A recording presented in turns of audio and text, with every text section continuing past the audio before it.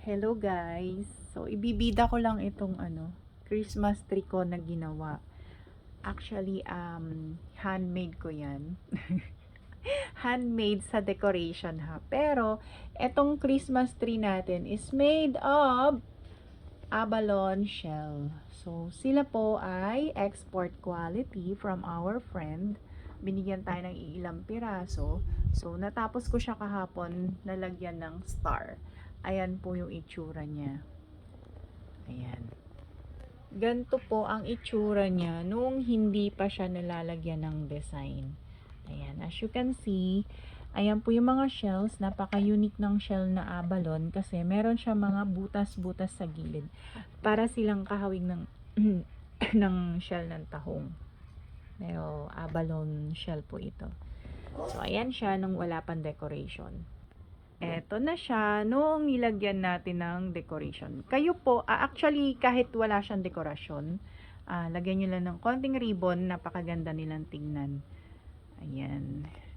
So, nilagyan ko siya ng mga Hello Kitty charms and yung mga beads. So, nilagyan ko na lang to ng double-sided tape para hindi sila malaglag. Ayan, ganyan yung kanyang itsura. Iikot natin. Ayan, para mas klaro, nilagyan ko ng different colors of beads na ginagamit ko rin sa bracelet. So, yung mga hindi nyo ginagamit na mga beads, pwede nyo rin gamitin yan. And yung mga charms na maliliit nyo, pwede nyo ilagay dyan para maging dekorasyon. So, ayan, may mga Hello Kitty charm siya dyan. Like that. Ang cute, 'di ba?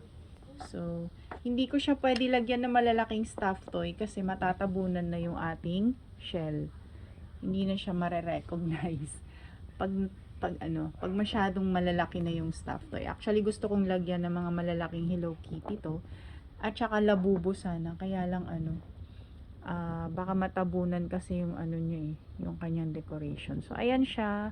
Iniikot ko siya para makita nyo buo. Talagang chinaga ko yan mga madam.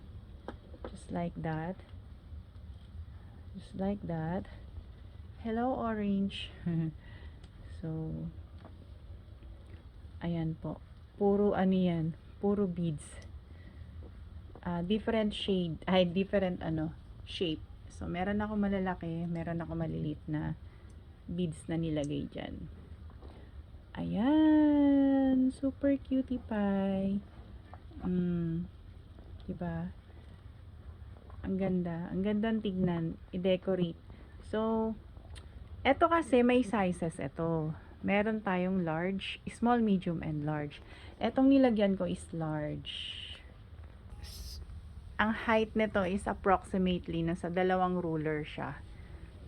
Then, nilagyan ko na lang ng star for all season. Ayan. Meet my abalone seashell Christmas tree. Kayo din pwede kayo gumawa ng sarili nyong version. Kung ano yung trip nyong i-design, i-display. Okay? Ito yung kanyang medium size. So, meron siyang shell on top. Pinakatusukan ng star. Nasa 1.5, isang ruler at kalahati naman ito. And ito yung small size. Nasa isang ruler at 1/4 siguro yan. Ayan. Cutie pie. Cutie pie, honey pie. Meron pa tayong mga different designs. Actually, yung isang design na puti, nakuha na lahat yung yung shape niya. Yung sizes niya. Kaya hindi ko na na-flex. Super maganda yon. Wedding,